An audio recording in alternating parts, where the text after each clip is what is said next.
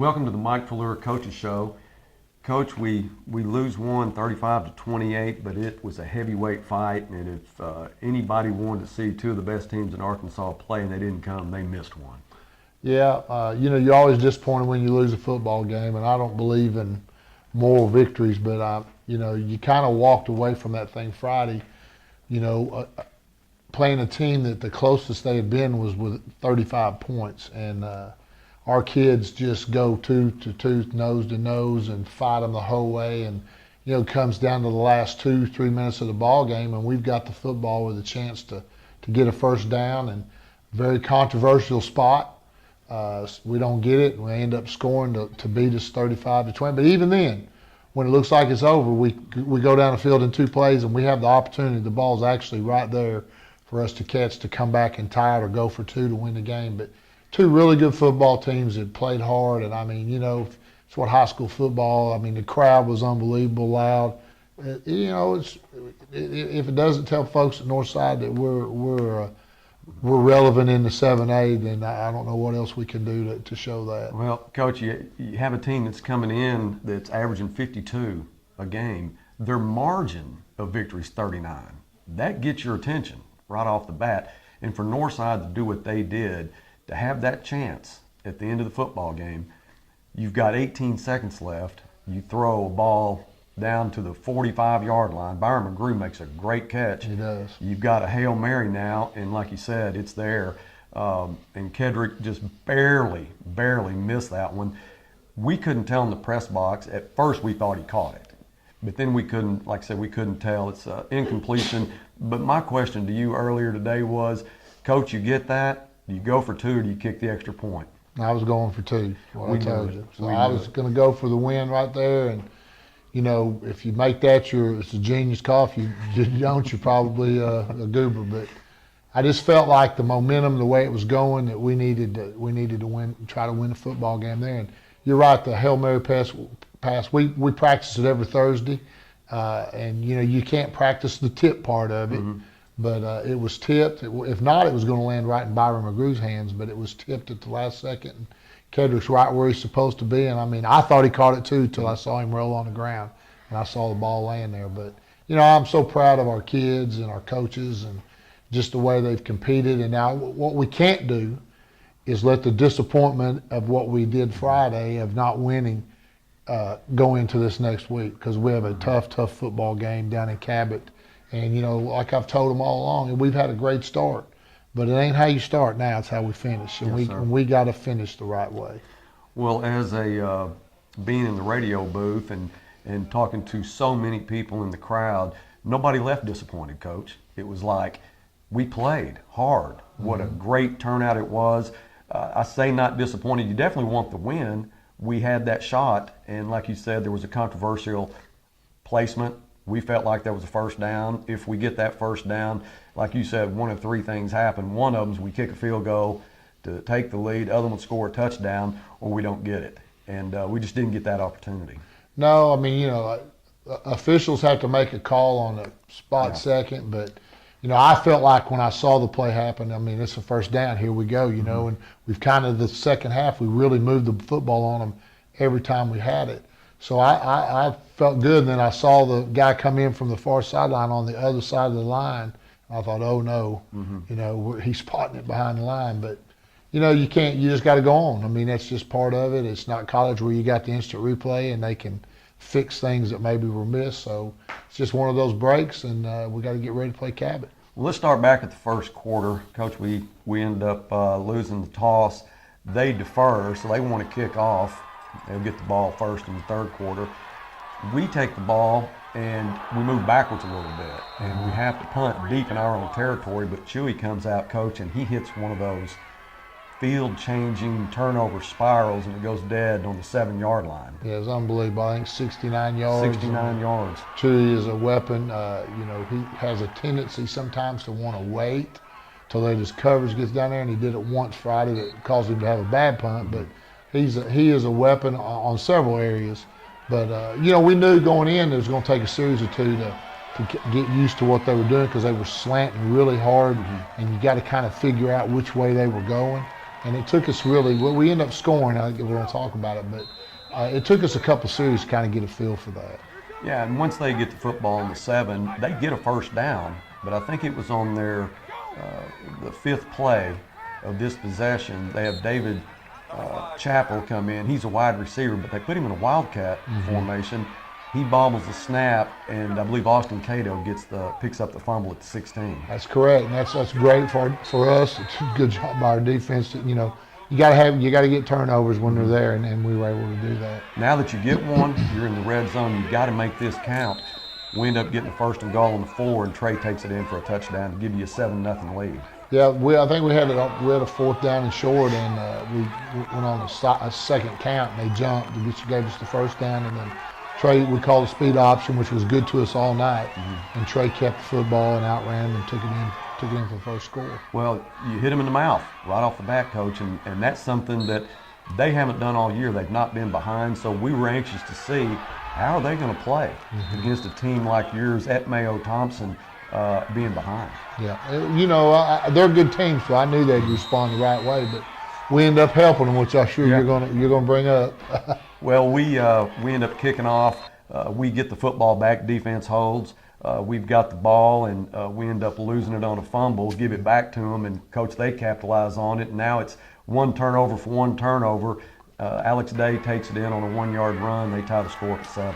Yeah, I mean, that's where, again, I talk about getting used to their defense. Those big tackles were slanting, and one of them came untouched and hit Deuce in the backfield. And young back, he's got to do a better job of securing the football up high, which he's works on that every day. But, you know, we missed a block, and he got hit hard, and he fumbled the ball. And it's, you know, so we give it to him easy. We don't make them work for what they need to get. But, you know, so now we're even in that category.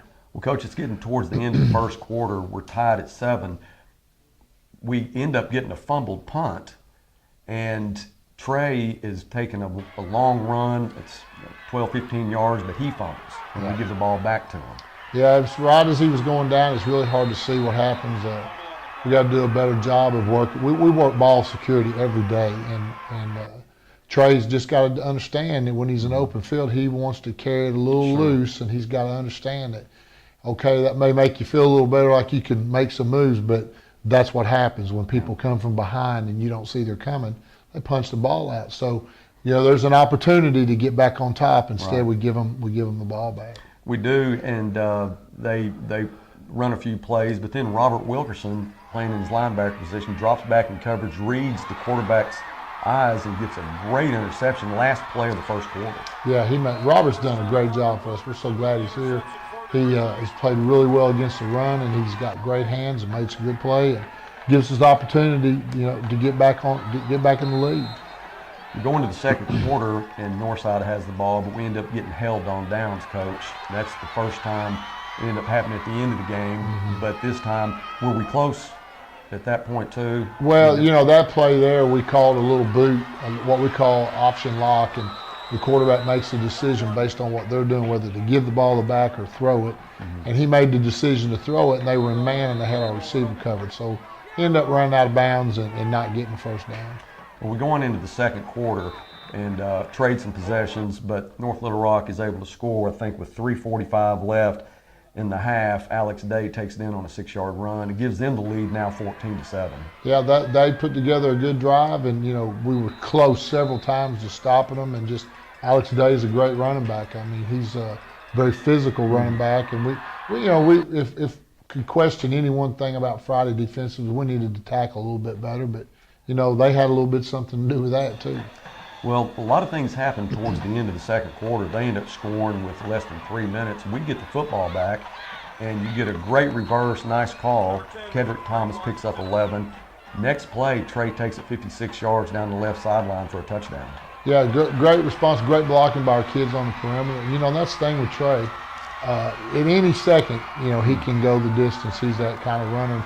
Yeah, you know, I knew Trey was fast, but when you watch him on a football field, he's got that extra gear that when he hits it, there's not many guys gonna catch him.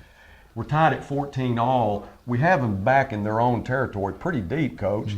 Time's running out. There's about a minute left, and we end up getting a horse collar. they move the football, get on the penalty, and then they get a couple of 20-yard pass plays, and then they end up taking it in to score. Yeah, that really hurt. When you look at how the game ends up, that's huge. The horse collar penalty, he makes a great play. Again, we teach tackling. If you're not going to attack the ball coming at you, we call it wrap and rope.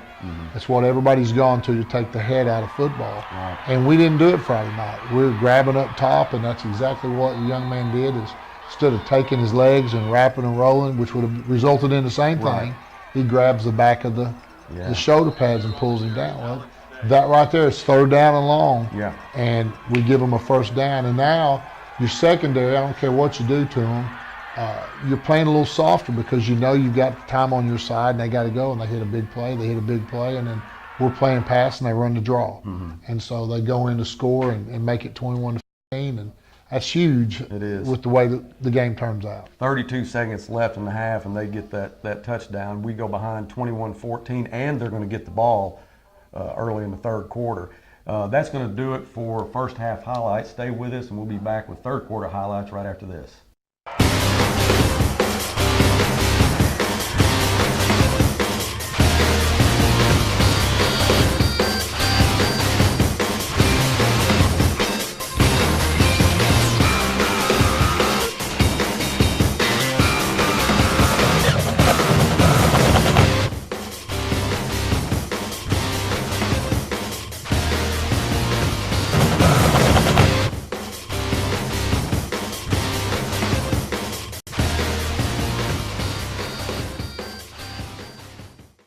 Welcome back to the Mike Fuller Show. Coach, we're down 21-14. It's half. And I'm thinking in my head some things that you had told me earlier in the week. Number one, North Little Rock deserves respect. No question about that. They're beating people by an average of 39 points. And you said to me, if you think or if they think that they're going to come in here and we're going to lay down for them, we're not. No. And that stuck in my mind. When we come out for the third quarter kickoff, we're down a touchdown. We give it up to them with 32 seconds left before half. You bring out Jose Paredes to kick off, and it gets my attention because Chewy's been kicking it in the end zone consistently. Something's up, and he kicks an onside kick, and it is a perfect kick. We catch it on a dead run, and as he's going out of bounds, he drops the football. And that's a judgment call, too, and they end up giving it to North Little Rock. Yeah, we had talked all week. Our coaches, especially Coach Solly, who does a lot of the special team stuff, me and him sit down and talk about different things that maybe we can do to gain an advantage, and it's every week. And we had watched on their return that they lined their outside guy up inside the numbers, which is not a lot of room, but it's about 8 yards. And Jose is really good about Chewy kicks the stew out of football. And he doesn't, his direction's not always. So we tried him onside kicking, and he kicks it too hard.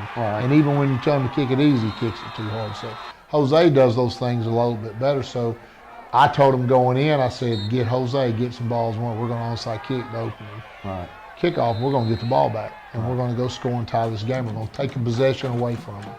And so Jose gets loose and does it. And I mean, you could not have drawn it up any better, and he kicks it, and the young man for us, it hits him right in the chest, and he has the foot, in my opinion, which doesn't matter, he catches the football and hits the ground, and it pops out. And then our other guy comes in and knocks it out of bounds. Well, they talk amongst themselves and say he didn't have control of it, so they get the ball. And now in my mind, I'm like, oh no, what have I done? I've gave them the ball on the short side of the field, but defensively, they do a great job. Defense comes in and they force a punt. We get the football and we can't move it. We have to punt. Chewy, maybe this is what you talked about earlier, that he waits a little bit long, and he does, and he doesn't get one of his best punts off. Fortunately, it takes a Northside bounce, and it hits one of their players. Hayden Brown sees it and picks it up. Now we've got the football. I was fixing to get all over Chewy, but it ended up our way, and I didn't say anything to him. But he does, and a lot of times it pays off. When there's no rush, he'll wait and let our guys get down the field, to cover the punt. Well, most people now see what he does, so they're putting pressure off the edge, and it causes that personal protector to back up. And when he punts it, now he's got to change the way he punts, and that's when he's done it 2 out of the last 3 games where he's had a bad punt. And that's not him. So told him true, punt the football, we'll cover it. But it does hit the guy. Hayden's heads up, we get the ball back, and now we definitely got to take advantage of this. You got the ball on the 29-yard line. You end up getting a run at a 5:55 left in the quarter from Deuce. He takes it down to the 2-yard line. Right. Then with 4:50, you give it to Robert Wilkerson, 2-yard run for a touchdown. Now we're tied up. Yeah, great run by Deuce. Deuce is getting better every week. You know, he's adjusted from being in the 9th grade and being the old guy and the best guy on the field to out there with a bunch of really good players, and he's getting better every week. Him and Hunter Pendleton have done a great job at our D-back position. But Robert's our bruiser, you know. Short yardage, we're going to use him. And he comes in, does a great job, do a great job up front blocking for him, and put the score in and kick the extra point and tie the game. Tied it up 21-21. That's the end of the 3rd quarter. The start of the 4th quarter, North Little Rock goes on a 16-play, 80-yard drive, and they get a touchdown, 1-yard run. Now they're up 28-21. Yeah, is that the series where they fake the punt on 4th down? Sir. You know, there's another really close spot on the football. I thought our defense, you know, we don't really have a true punt return. We're playing defense more up front, and we were ready for the fake. We hit him at the line of scrimmage. It's really, really close whether he got across or not, but he does, and so now they just keep getting those first downs, and they end up punching it in. And you know, you got to credit them. They did what they had to do to get it in the end zone. Well, they've got a 28-21 lead now. We take the kickoff and we go downfield, and we end up getting an 11-yard touchdown pass from Trey Norwood to De'Aaron Robinson. Yeah, great drive by our offense. I mean, this is a point where you kind of feel like they haven't been in one of these games. At this point in the game, they've got all their subs in, and now here they're in a dogfight. How are they going to respond? I could see their kids getting tired. We went into our NASCAR stuff, sped up the tempo a little bit. We get down there and we get a bad play to put us back on the 11, and we throw the slant. You know, De'Aaron Robinson's done a great job all year, but he's made all the catches he's supposed to make, but he's not made that catch that maybe you go, man, what a catch. And that's Friday night, that's what he did. It was a slant route, a little bit high, and he goes up and gets it, scores. Boom, here we are, 28-28 with 3 or 4 minutes to go in the ball game. Yeah, it was exciting, Coach. I tell you, it was hard to broadcast the game being just a pure Northside fan, watching what you're doing, able to keep these guys focused. And now they go down to the best team in the state, 28-21. Let's take it downfield and get this touchdown and tie it up. We're going crazy in the press box. I mean, I can't imagine what you're. Well, no, I was really proud of our kids. I mean, that just shows me that how they're developing. I mean, you know, because maybe a year ago, 2 years ago, the game would have been over, but no, not now. Our kids, you know, don't have that. They're not going to quit. Well, it's 28-28. We kick off. You got to ask your defense one more time. Right. Let's force a punt. We do. We get the football back. We drive it down to right about their 45-yard line, Coach. And now the controversial part of it is here. We have a 4th down and 1, and you call timeout. Before the timeout, though, were you trying to draw them off sides? Yeah, we were going to see if we could draw them off sides. And then, you make that decision. I had decided to punt the football. And, you know, there wasn't much time left. Put them back deep and make them go the length of the field to beat us, and not we go to overtime. But I turned around and I saw all those kids, and especially our defensive kids. Go for it, Coach. We'll stop them. If we don't get it, we'll stop them. So I said, get the offense back out of here. And we run the play that's been good to us all night, which was the speed option with Trey, either keeping it or pitching it. And Trey sees a little cut up, and again, happens like this. And we actually were on their 46. We had to get to their 45. And I thought he crossed the line. I mean, there was no doubt in my mind we had a 1st down, and then saw the official spot it where he did, and we're short. So now we got to come out and play defense, and we don't do what we need to do there. Well, they have another running back, Winton Ruth, that's has done a good job for them all year. Day's been their go-to guy all night long. Winton Ruth gets the call, and he takes it pretty good game and gets them down in a situation where they can score. Right. They fake it today, and then they run a little counter back, and we got a guy there to make a tackle, and he just misses him. And then when he misses him, it's a foot race with everybody else. And I think we push him out of bounds about 6. Well, they end up scoring with 18 seconds left and go up 35-28. hope is still there. Mm-hmm. We feel it. You know, things have been going good for the Grizzlies all night. Every time they hit us, we hit them back. They kick off, and we return the football. First play, you throw to Byron McGrew. He makes a great catch, which is going to set up the next play, which is a Hail Mary. Yeah, we just ran a simple rails route and told Trey we're throwing the ball to Byron. There's no whatever.